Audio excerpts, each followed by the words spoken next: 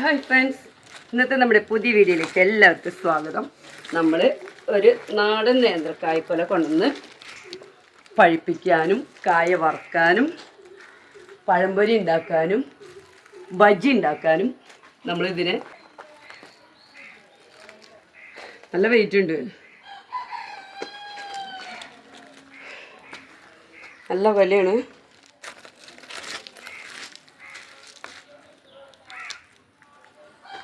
നമ്മുടെ വീടിൻ്റെ അടുത്ത് ഒരു 3-5 വാഴ വെച്ചാൽ അതിൽ ഏറ്റവും നല്ല കായ്ക്കൊലയാണ് നമ്മൾ മേടിച്ചിരിക്കുന്നത്.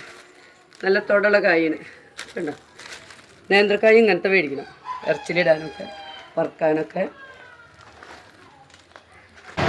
ഇത് ജൈവവളത്തിൽ വളർന്നതാണ്, കൃഷി ചെയ്തതാണ് ജൈവവളത്തിൽ. മറ്റുള്ള ഇംഗ്ലീഷ് വളങ്ങളൊന്നും ചേർക്കാത്തതാണ് ഈ കായ. അതുകൊണ്ടാണ് ഞങ്ങളൊരു കൊല മേടിച്ചത്.